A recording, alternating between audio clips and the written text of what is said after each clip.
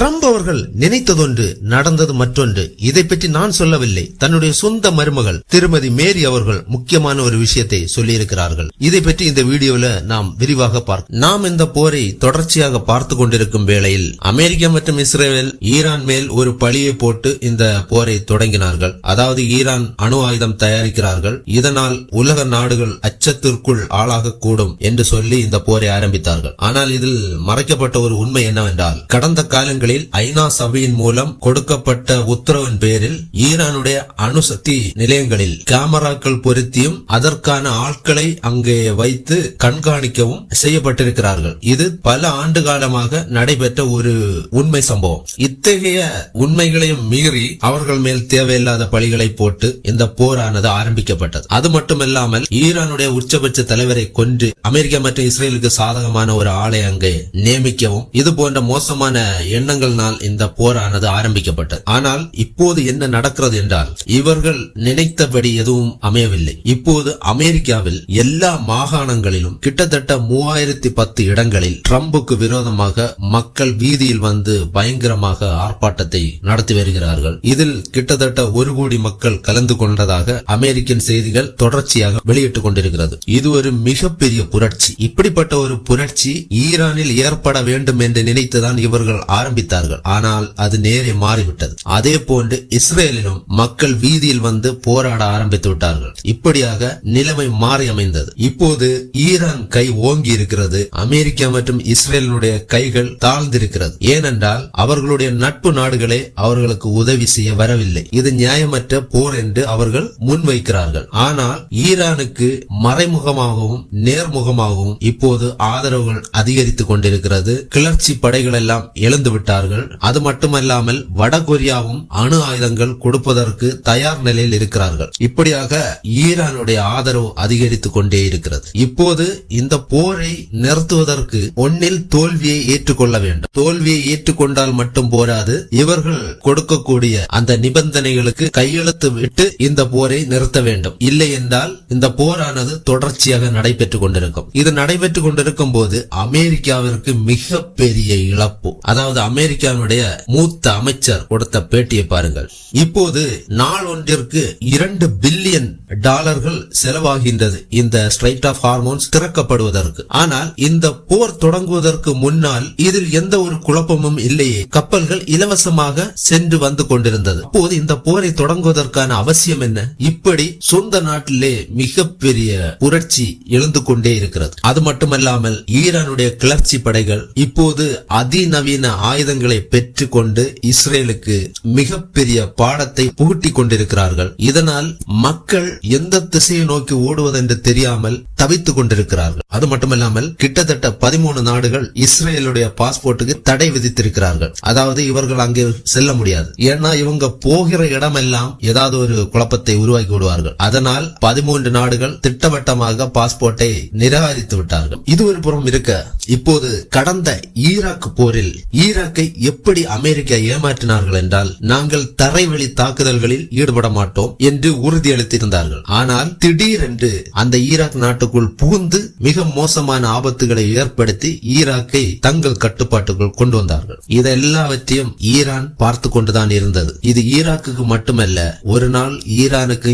இந்த நிலைமை ஏற்படும். அப்போது நாம் என்ன செய்ய வேண்டும் என்று தயாராக இருந்தார்கள். ஆனால் இப்போது ட்ரம்ப் அவர்கள் ஈரானுடைய அடி தாங்க முடியாமல் முதலில் 5 நாள் லீவு கேட்டிருந்தார். அதற்கான லீவு லெட்டரையும் ஈரானிடம் கொடுத்திருந்தார். அதில் 15 காரணத்தை சொல்லி எனக்கு 5 நாள் லீவு தருமாறு அவகாசம் கேட்டார். ஆனால் ஈரான் அதை படித்து பார்த்த போது இது சரியான காரணம் இல்லை என்று, இதில் நிறைய பிழை இருக்கிறது என்று அந்த லீவு லெட்டரை நிராகரித்து விட்டார்கள். அந்த 5 நாள் முடிந்தவுடனே அவருடைய உடல்நிலை மீண்டும் தேராத காரணத்தினால் மீண்டும் ஒரு 10 நாட்களுக்கு எனக்கு லீவ் வேண்டும் என்று சொல்லி பழைய லீவு லெட்டரை தான் திரும்ப கொடுத்திருக்கிறார். இதை ஈரான் அமைப்பு வாண்டி அதை கிழித்தறிந்து விட்டது.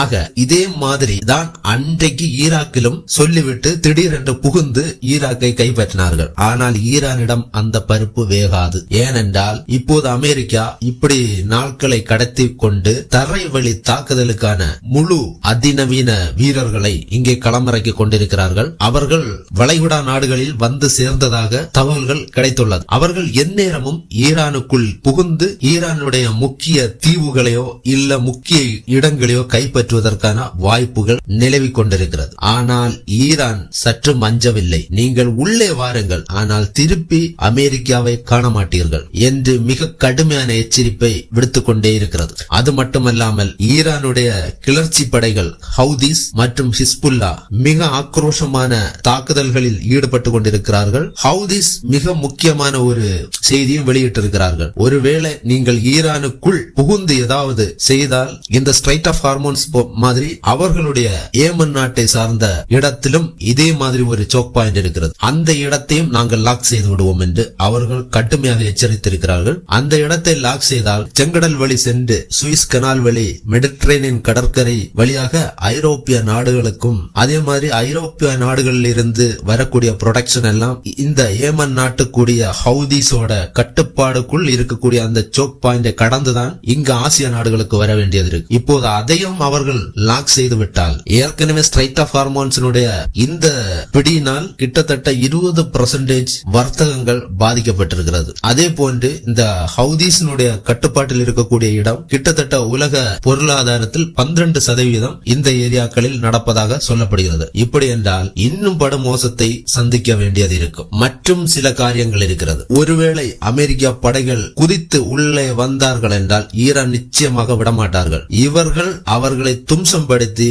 இந்த போரிலே வெற்றி பெறுவார்கள். அதுக்கு அப்புறம் ஈரான் வைத்ததுதான் சட்டம். அதனால் ஈரான் என்ன சொல்லுகிறார்கள் என்றால் ட்ரம்பை நோக்கி, ட்ரம்ப் எங்களுடைய எதிரி அல்ல, ட்ரம்ப் ஒரு கருவி. இந்த கருவியை நாங்கள் யூஸ் பண்ணி எங்களுடைய எதிர்காலத்தை நாங்கள் உருவாக்க போகிறோம். அதற்கு இந்த முட்டாளாகிய ட்ரம்ப் தங்களுடைய படைகளை இங்கே இறக்கி கொண்டிருக்கிறார். நீங்கள் அனைவரும் வாருங்கள், இதற்காக தான் கிட்டத்தட்ட 30 ஆண்டு காலமாக நாங்கள் காத்து கொண்டிருக்கிறோம் என்று திட்டவட்டமாக ஈரான் படையினர் சொல்லி இருக்கிறார்கள். என்ன நடக்கிறது என்று பார்க்கலாம். அது மட்டுமல்லாமல் இப்படி எந்த ஒரு நியாயமும் இல்லாத இந்த போரை தொடங்கி ஈரானுக்கு ரொம்ப பாதிப்பையும் ஏற்படுத்தி கொண்டிருக்கிறது. இந்த நிலையில் அமெரிக்காவினுடைய மிக உற்ற உறவு நாடுகளே உதவி செய்யாத நிலையில் இந்த ஆப்பிரிக்காவில் இருக்கக்கூடிய உகாண்டா என்கிற ஒரு நாடு காணப்படுகிறது. அந்த நாட்டில் இருக்கக்கூடிய ராணுவ தளபதி மஹூசி என்கிற ஒரு நபர் ஈரானுக்கு மிரட்டலை விடுத்திருக்கிறார். என்ன சொல்லுகிறார் என்றால், எங்களை பொறுத்தவரை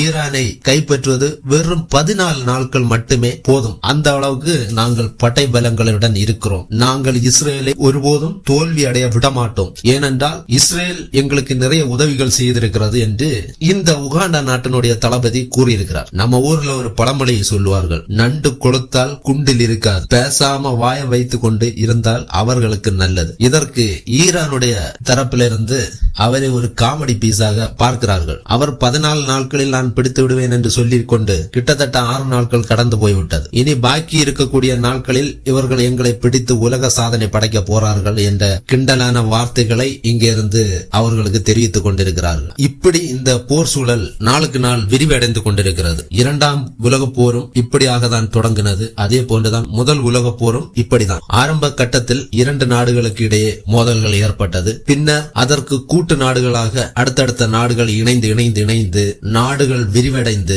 கடைசியில் அது உலக போராக மாறினது. இந்த முதல் உலக போரில் கிட்டத்தட்ட 14 மில்லியன் மக்கள் கொல்லப்பட்டிருக்கிறார்கள். அதே போன்று 2ஆம் உலக போரை பார்க்கும் போது கிட்டத்தட்ட 70 மில்லியன் மக்கள் கொல்லப்பட்டிருக்கிறார்கள். ஆனால் இப்போது இந்த போரை நாம் பார்க்கும்போது நாளுக்கு நாள் இது விரிவடைந்து கொண்டிருக்கிறது. ஆனால் முதல் 2 உலக போரிலும் கடுமையாக பாதிக்கப்பட்டது ஐரோப்பா நாடுகளும் இந்த ஆசிய நாடுகளும் தான். இவர்களுக்கு நல்ல அனுபவம் உள்ளது. இதனால் தான் இந்த அமெரிக்கா அவர்களை இந்த போரில் ஈடுபடுத்துவதற்கு பல வழிகளில் முயற்சி எடுக்கிறார்கள். ஆனால் இந்த ஐக்கிய நாடுகளோ நேட்டோ நாடுகளோ நேட்டோ மற்றும் நாடுகள் அதற்கு இணங்கவே இல்லை. ஏனென்றால் இவ்வாறாக தான் முன்பும் நடந்தது. அமெரிக்காவுடைய ஒரு தந்திரம் என்னவென்றால் மற்றவர்களை அடிக்க விட்டு தானும் அதில் கலந்து கொள்வது போல் ஒரு நாடகத்தை உருவாக்கி இவர்கள் அடித்து தளர்ந்து முடிவுக்கு வரக்கூடிய ஒரு வேளையில் கடைசியில் திடீரென்று ஒரு அணுகுண்டை போட்டு அந்த போரை முடித்து தாங்கள் ராஜா என்பதை காட்டி விடுவார்கள். இதெல்லாம் இவர்களுக்கு நல்ல அனுபவங்கள் இருக்கிறது. இந்த பருப்பெல்லாம் இனி வேகாது. அதற்கு ஏற்றபடிதான் இப்போதைய போர் நகர்ந்து கொண்டே இருக்கிறது. சரி, தொடர்ந்து இணைந்திருங்கள். அடுத்தபடியாக என்ன நடக்கப் போகிறது என்பதை நாம் தொடர்ந்து பார்க்கலாம். நன்றி.